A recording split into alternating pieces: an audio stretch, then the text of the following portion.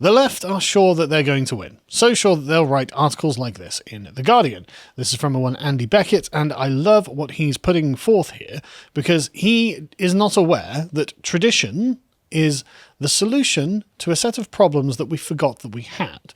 Now, these problems are solved through the long march of humans throughout history to figure out how they can overcome the challenges of being human beings, being fleshy mortal sacks that have to live with each other in society.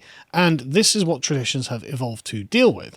And so the radical left that have decided that they can a priori determine what actually the world should be like, always and just forever run into the consequences of their decisions, because they have not taken into account those things upon which nature is placing demands.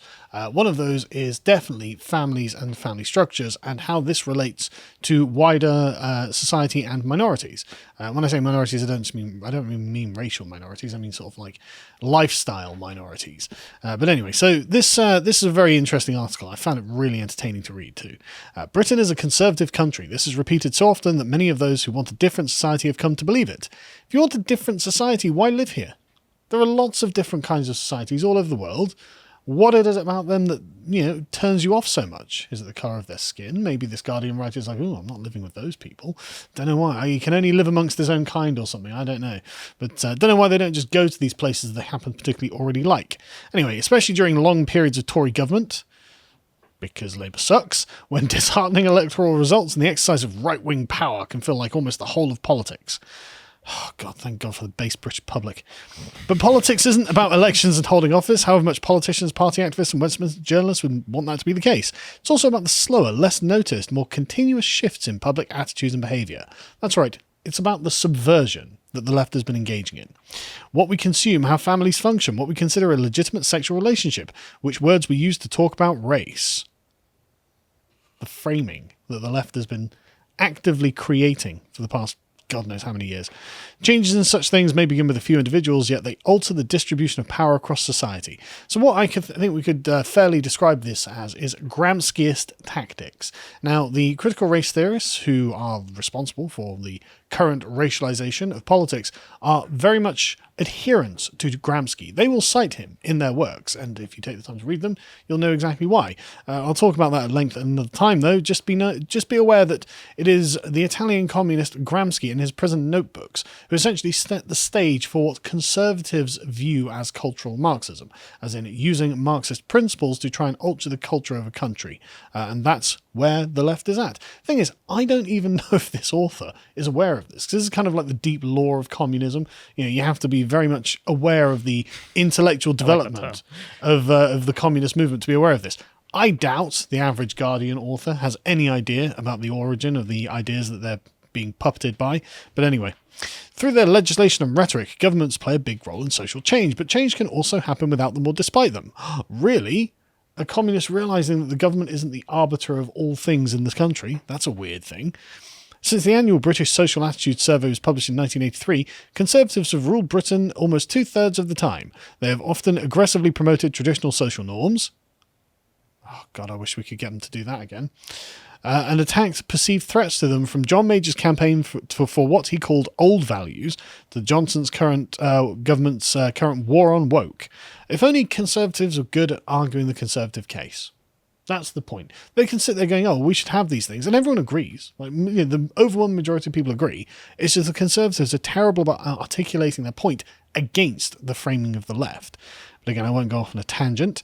Yet, according to the latest report, public attitudes to many kinds of personal behaviour have steadily loosened since the 1980s, with an increasing sense of live and let live when it comes to our views on other people's relationships and lifestyles. Yeah. This only works when there aren't obvious and damaging consequences from these lifestyles. This only works when the consequences of the changes in the communities to which the left is often predating don't affect wider society. And now they're starting to affect wider society. This won't go on forever. As they say, urbanisation, immigration, a more diverse popular culture, the growth of liberal universities.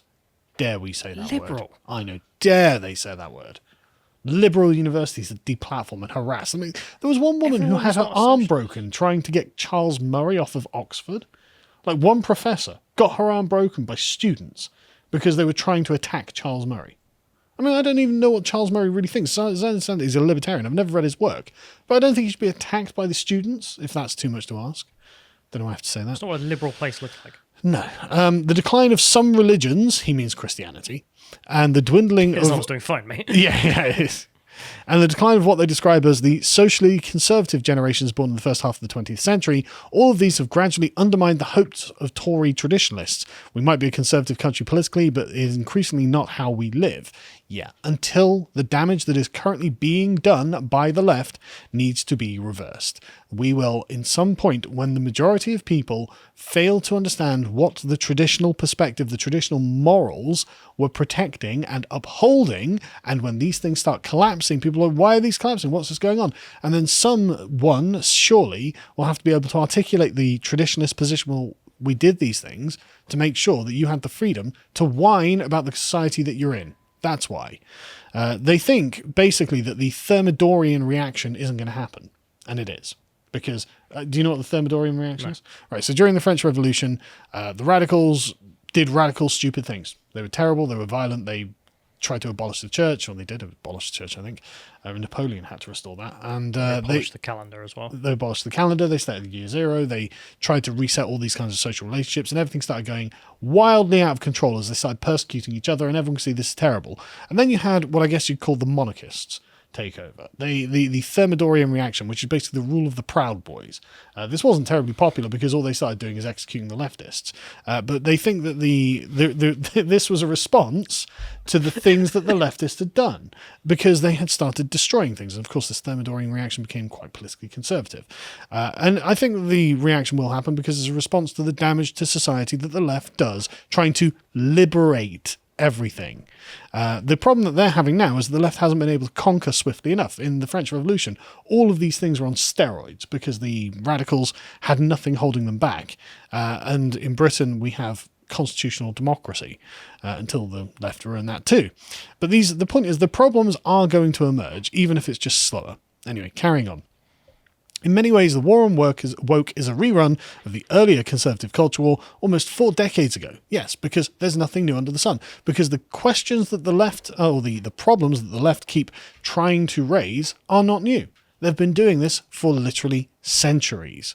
In the mid-80s, the British... tell me if this rings any bells, right?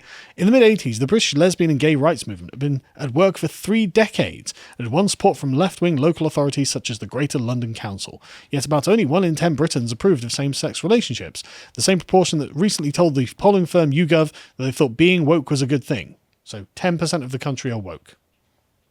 It's 10% too many. In the run-up to the 1987 general election, the conservative and right-wing newspapers concocted endless scare stories about gay and lesbian activism and its loony left Labour allies. And they were right. The loony left destroyed the country during the 70s. They took over the Labour Party, and the Labour Party had to purge them. They spent the 80s purging the left. And what's happening now? Keir Starmer is here purging the left. It's all the same cycle because the left is still asking the same things of the same kinds of people, the traditional, which just means normal in Britain. The normal people are being made of tremendous demands of the left that are continuing to ruin the country.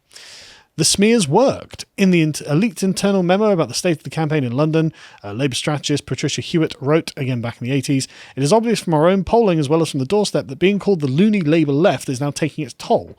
Gays and lesbians issue is costing us dear among the pensioners. At the election, the Conservatives won a large majority. They did especially well in London, beating Labour by 15%. Same arguments, different generation. And the next generation, and the next generation, and the next generation." Yeah, the difference being the substance of the argument, I suppose. Not it's even. It's exactly the same. No, because I mean the issue here is I presume at the time homosexual tolerance. Will you be tolerant of homosexuals or not? Because you've got it criminalised. Whereas these days the argument is about can men become women because they say so. Sure. And then the next argument is going to be, well, paedophilia is a sexuality, don't you know?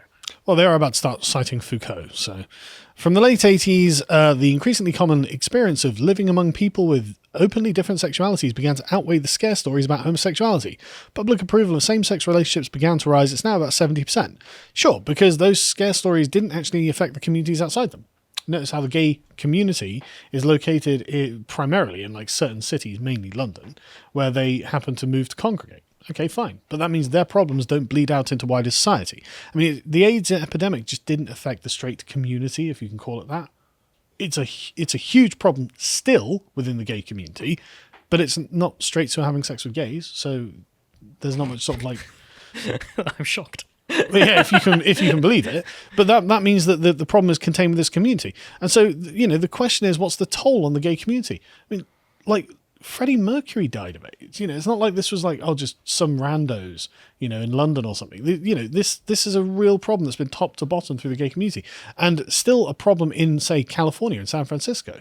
Like, you see this all the time. The AIDS epidemic is still raging in these communities, and it's not just AIDS as well. You can look at other venereal diseases. There's terrible statistics. Really awful. I mean, this is genuine suffering that we're talking about, but no one wants to talk about it. No one wants to talk about these things because it's like, oh no, it's all one way and none of the other. There's never a price to be paid as far as the left is concerned. But I think that, frankly, we're just being told to ignore that because we're not part of it, right? You're not gay, therefore you shouldn't have an opinion on it. Okay, well, I guess I can't make moral prescriptions that maybe it's better not to have AIDS. Maybe it's better not to get weird diseases. Maybe it's better to have monogamous relationships. Maybe I don't know what I'm talking about because I'm not gay. That's their argument. Anyway, the realization that social liberation can occur despite electoral defeat first began to preoccupy parts of the left during its years of retreat in the 70s and 80s, after they'd messed everything up. The French political theorists such as paedophile Michel Foucault, Gilles Deleuze and Félix Guattari, I don't know about the other two, but Foucault is definitely a pedo, argued that new ways of living and forms of identity could transform society, individual by individual, at least as radically as reforming the government. Yeah, they can. That's true, they can. But should they? Is that wise? Do you really want a man who wanted to reduce the age of consent in France to 13 to be the one who's changing your individual identity? Transforming society? I don't think this can be a very healthy transformation. But I like the way they're just openly saying, yeah, well, what we are subversives and infiltrators who are following the ideas of French pedos. Hi, guys. We're here to help Britain. No, I don't think you are. I think you're here to damage Britain. I, as a parent, don't really want a society that's run along Foucaultian lines when it comes to, say, children or crime and punishment or anything else that might prevent my children from being murdered and raped. If that's too much to ask, I don't know, is it? At the time, it was possible to see these advocates of what Guattari called micropolitics as leftists seeking political consolation prize, but since then they've been in many ways proved right. This is the Gramscian Marxist changing of culture that, again, they're referring to, but who knows if he knows that. Across the West, millions of lives have now undertaken new paths, and sometimes governments have been forced to follow. State power derives from other forms of power, Foucault said in 1979. If we want to change state power, we must change the various relationships of power that operate in society. Well, there we go. That's fantastic. They are specifically attacking your relationships with the people around you and the places in which you live. That's what he's saying. We can change the various relationships of power, as in change the power dynamics within a family. So make it so that the children have the whip hand of the parents rather than the other way around. Make it so that your neighbour gets to dob you into the government if they feel that you've done something wrong, rather than coming to you and talking to you about it directly. Things like this. This is not good for the average person. And they want to remake society radically by poisoning our existing moral systems as well. So, will the Tories ultimately have to accept wokeness? It's harder to imagine. Abandoning homophobia, as if anyone considers themselves to be pro-homophobia, involves giving up only one kind of power. But accepting wokeness, as much as a contested term can be defined, means accepting that all of society can no longer be arranged primarily for the benefit of straight white men.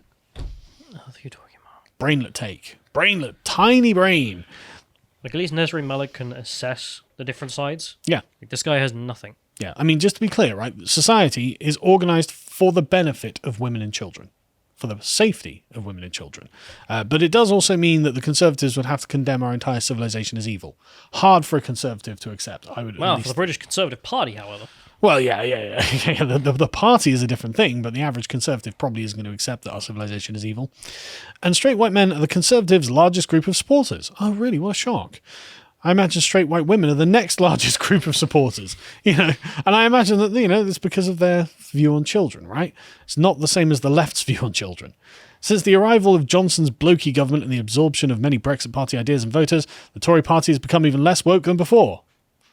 Oh God, please let that be true. Please let that be true. Please let that be true.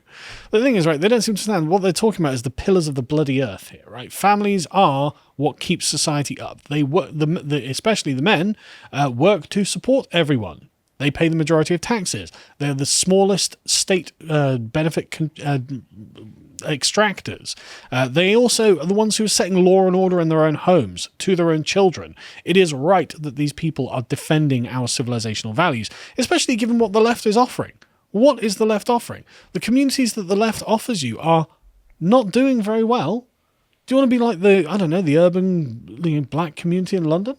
Do you want that many stabbings in your schools, on your streets? No, not really. Do you want the levels of venereal disease infection that the gay community has? No, not really. Sorry, I'm not, not in favour of these things. There are actual negative outcomes that the left are presenting us with. Do you want the number of homeless that they have in California? I don't want that. Do you want drug addicts to be cured of their addiction, or do you want them to be incentivized to continue being addicts because the state is giving them free heroin? What are the alternatives? The alternatives the left are presenting are horrible, and just no one talks about the negative downsides. Anyway, much of Britain may be becoming more liberal, as in tolerant, but the Conservatives and many of their voters seem to be stomping off furiously in the opposite direction, much like right-wing populists around the world. And that's because they have different animating moral principles. They'll build a different society. The left will destroy society. They don't build anything. They just ruin whatever was there originally. I just don't want to live in a community that's run by leftists because it's an awful community. And eventually, though, they will have eroded the social stability provided by the traditional family unit. And when that happens, there won't be enough taxpayers to pay for your social programs. There won't be enough people who will uphold law and order, and society will descend into anarchy. And everyone knows this. We can see it happening in America's streets now. It's already happening. And eventually, when there aren't enough families in order to prop up the existing order, it'll just collapse. And then you won't get your social programs, you won't get law and order, you won't get safety, you won't get respect, tolerance, and dignity that you're advocating for. You won't get any of that. You'll get awfulness. So anyway, any thoughts on that? I was thinking more you're going to get South African tribal warfare between there we go. everyone. That's exactly what you're going to get. Exactly. Again, the pillars of the earth are there for a reason. In the 80s, there are signs that social conservatism, as in the 80s, there are signs that social conservatism in Britain may be less solid than it seems. YouGov's recent polling about wokeness found that 59% of respondents didn't know what the word means. Their views are still up for grabs. At least it wasn't 71. That's a good point. But I've got a solution for our dear leftist here. He can just explain what the end goals of wokeness are and see where they lie then.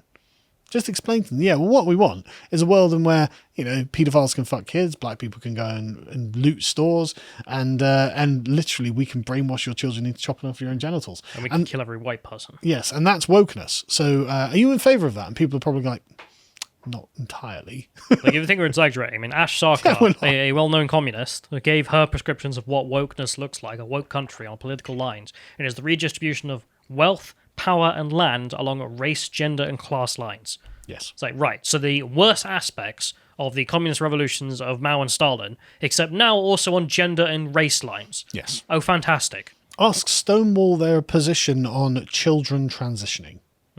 What's the age at which Stonewall think a child is too young to have gender transition surgery? I want to know. Go and ask them. And then explain to all those people who don't know what woke means what their answer is. Anyway, more intriguingly still, of those who describe themselves to YouGov as not woke, a substantial minority claim that causes such as racial and transgender equality were not woke either. The fact that support for such causes is not seen as a marker for wokeness, suggested YouGov, may mean that these causes are not the causes that the not woke actually support. So what they're saying here is that, look, we've managed to obscure the origins of these movements from the general public, and we're doing a good job of subverting them into supporting communists and the degradation of their own culture without actually allowing them to know that they're degrading themselves and they're going to be causing problems. So we should be definitely raising the alarm on that. So anyway, he finishes with, many Britons may be becoming woke bit by bit without necessarily realising it. What happened to informed consent? You don't know that you're becoming a communist, but you're getting woke bit by bit without realising. That seems diabolical. Like, actual subversion, and they're proud of it in The Guardian. Awful.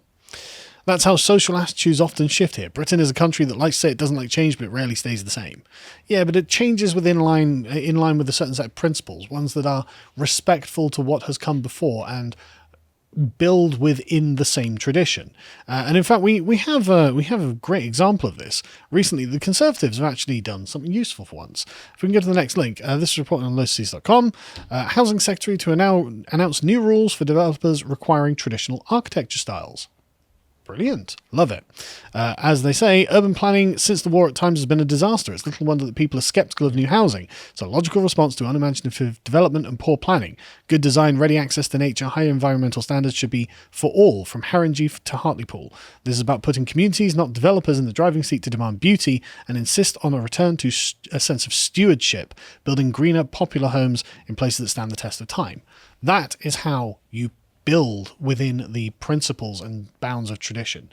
That's good for the people themselves. Of course, the question is, why do we need to build so many homes? Because the population of Britain is actually shrinking, but the actual number of people here is growing, and the answer is, of course, mass immigration. If the Conservatives had any sense, they'd stop mass immigration, because otherwise we're going to have to build over all of our green spaces, and eventually we'll end up being mega city one, which is not really what I want to happen to England. But I suppose this is in contrast to what the Labour Party do when they get access to things. You don't have the link to brutalism up there, John. I was going to show people Birmingham's brutalist architecture that was doubtless built by the Labour Party, probably during the 70s. These are just the ugliest things in the world. Deliberate rejection of beauty. If we can scroll down, John, just see some of the current eyesores that populate Birmingham at the moment. You can see that this is, I describe it as architectural terrorism. There's nothing beautiful about that. That's not going to stand the test of time. But keep going down. It gets worse. Way worse than that. Ugly as sin. Birmingham is probably the ugliest city in the entire country. That sort of stuff. Just, here's a big grey concrete block. Oh, would you like another big grey concrete block? Maybe some ugly angles? Unexpectedly ugly angles? Oh, isn't that just... Oh, it's just Canterbury Cathedral, isn't it? It's gorgeous. People are just going to go there. Christopher Wren is rolling in his grave going, why didn't I build that horrific eyesore to impose on the rest of the country? Go down a bit more if you can. There are some more, oh, look at that. Gorgeous. Gorgeous. This is what we've inherited from the Labour government. Thanks. Keep going down, just because I really want to... When you think of a university or a college, you don't really want to see big block. Would you like some square concrete blocks? Are you not impressed? Here's another square concrete building. Oh, man. Gorgeous. Took so much work to think of that one. Yeah. Oh, look at that. Just look at that. That doesn't look like some sort of Soviet power plant or anything, It looks does like it? the crap I make in Minecraft. Exactly. It's just hideous. Absolutely hideous. And what's worse is it's a deliberate attack on the culture of the country, the architecture and the tradition of the country. That's what it is. And so, yes, this is what they want. This is the kind of cities they'll build. The kind of communities they build have got riddled with problems, riddled with people with mental health, riddled with actual violence and murders and all these sorts of things. And they're planning on subverting our culture in order to make it so that we don't even know why that's bad.